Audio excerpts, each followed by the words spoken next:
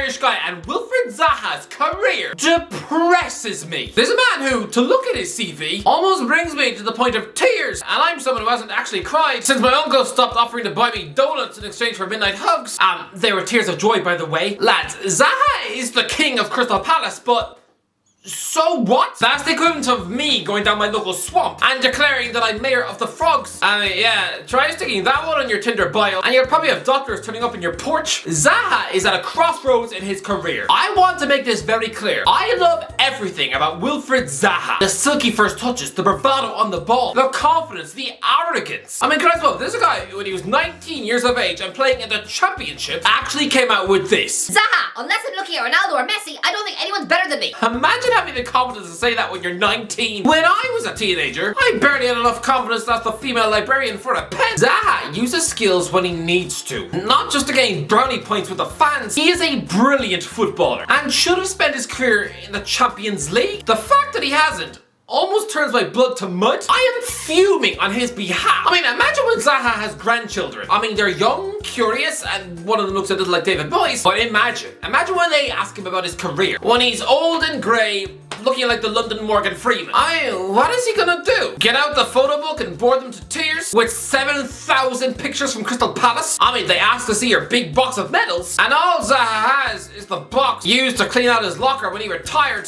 Yeah, the only thing in that box in your wardrobe is empty Kit Kat wrappers, the odd shampoo bottle, and chunks of Benteke's armpit hair. Honestly, when his kids go into that wardrobe to look for his medals, Zaha probably feels so awkward. He probably hopes that in the back of that thing is a portal to Narnia, just so he can kick them into the snow. I mean, he would avoid the awkward conversation about how he hasn't won anything. What happens when Zaha is down the pub age 63, telling everyone who listened that he used to be a pro, sipping on a glass of tequila, and trying to chat up the local bingo gals by showing them all a video of a goal he scored against Huddersfield 40 years ago? What will Zaha actually have to show for his career? This man is a waste of talent. In 20 years, the kids won't have a clue who he is. I mean, if he tells people to look him up on Wikipedia, he'll just have a career on par with Clinton Morrison. Then assume that he just had a wet piglet of a career. If there's no context, then Zaha looks like a Manchester United reject who got relegated on loan at Cardiff and spent the rest of his career at Sellers Park.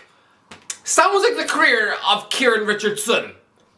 Anyone remember him? Lads, Zaha should be seen as one of the greatest English footballers of the 21st century. He should be the English Mahrez. This is a guy who should have been your country's breakout star of the 2018 World Cup. He should have been ripping it off for England at Euro 2020. I mean, the irony is that he spent years trying to catch Roy Hodgson's attention to get him in the England team. I mean, he didn't. Then chose to switch allegiances to the Ivory Coast as soon as he turned 24. And the irony is that this is the 5th season of his life where he's been coached by Hodgson, someone who is about as exciting as a tub of Graham Norton's earwax. To me, Crystal Palace has been Zaha's prison sentence. There have been so many times when he's almost left Palace for an exciting, ambitious monster club. And the reason he stayed at Palace is because Palace are literally obsessed with him. I mean, Zaha trying to leave the Palace was a bit like Meghan Markle trying to leave the Palace. It was also very ugly and messy in the media. Lads, I don't want to be mean, but Palace are like that clingy, possessive boyfriend who won't let their girlfriend leave the house. I mean, she wants to go and get coffee with her mum, and so he chooses to wee in her box of Weetabix. The guy went to Manchester United in 2013. He escaped. He was free. Only for Sir Alex Ferguson to immediately retire. I'm convinced had Fergie stayed, he would have developed Zaha into the English Cristiano Ronaldo, or at the very least, the English nanny. Settle down, Jude Law. Zaha's decision to sign a 5-year deal in 2017 absolutely destroyed his legacy. The guy was only 25 years of age and said yes to a deal worth £130,000 a week. Listen, it is huge, mega money for a player outside the top 6. And that was 2018. To put it in context, the likes of Bruno Guimaraes earns less than that at Newcastle. I mean, he still earns more now than Martin Odegaard. But you've wasted your career. Don't you dare sign this new deal on offer. It's a 4-year contract worth £200,000 a week. That is 10 million a season. To do what? Play for a middling club who finished 14th every year? Lads, quick interruption to let you know, well, You've heard of OneFootball. Of course you have. I know you have. Unless you spent the last few months living in a cave with tissue stuffed in your ears. Lads, I use OneFootball as my #1 destination for football news, transfer updates, player data, and of course the latest matchday scores. Lads, OneFootball is incredible. You always get score notifications fastest on OneFootball. You just do. So if you want to be the most informed football fan in the world, to be able to look your mates in the eye and basically be the Gandalf of the Premier League, then head to the description below or scan the QR code on screen and download OneFootball completely for free today. Honestly, if you don't have OneFootball on your phone, then you might as well toss your phone into a garbage bin. I don't care if you use your phone to ring your nan. No, OneFootball should be your priority. Download it now. You've no excuse. This is the app for you. I don't know what you're waiting for. Go now. Anyway, back into the video.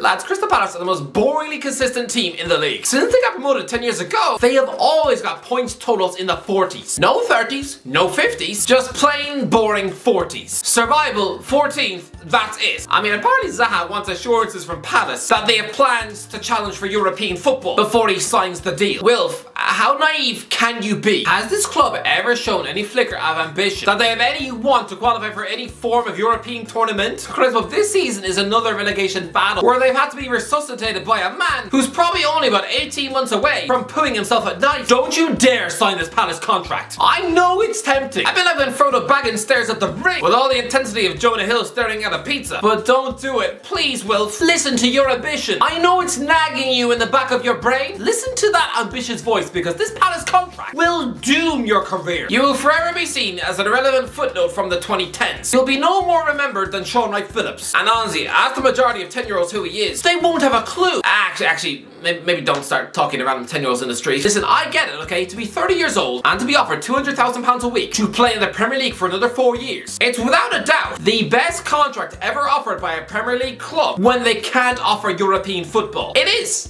It is the best contract ever offered by a team outside the top 6. That is the same wage that Anthony is on at Manchester United. This is Marcus Rashford money, and is going into the back pocket of an aging winger who's only scored 4 goals all season long. I can tell you now, Zaha, no other Premier League club will offer you a contract as good as that. But this is when things get even more blurrier. Trying to test this man's ambition. He's got an offer on the table from a Saudi Arabian club, £320,000 a week. But no, this is the opposite of what Zaha should be doing. He needs to finally be getting a sniff of European football for a major title-chasing team. This guy needs to be going to the Etihad. Not Al Etihad. £320,000 a week. Sure, I mean, he'd be playing for a dignified coach like Nuno Espirito Santo, but really, come on, you'd be playing in a terrible division, full of dodgy pitches, awful atmospheres. Christ above, at half time, there'd probably be a camel chewing the corner flag. Listen, I get the £320k a week for a 30-year-old winger who's never won a trophy in his life. It would almost make your eyes bleed. Based on what he's achieved so far, there is no way he deserves that sort of wage. He would be earning more cash than Luka Modric, and he's won 5 Champions Leagues. These offers on the table are sickening. 200k a week to play for Crystal Palace, 320k a week to play for Al Ittihad. But don't do it! Don't do it! Zaha needs to end his career with a bang. And I don't mean with anyone related to David Moyes. He's going to be retired for what? 50 years? He needs more memories than just being the Crystal Palace Matt Letizia. Does he really want to be remembered as being the guy who got his big move and failed, and that was it? He never got another one after that. He's just football's answer to Joe Weller. I know that Zaha can succeed at a huge club. I know he still can. This man is one of the most naturally talented footballers this country has ever seen. Can you imagine if he was still English and not Ivorian? This man would have Jack Grealish levels of height, instead of being left to rot in a Palace shirt for years. Even without English height, he still turned the heads of so many European giants. Tottenham tried to buy him from Palace for a ridiculous £12 million in 2016. Alan Pardew then told the world that Palace wouldn't be selling Zaha for anything less than £50 million.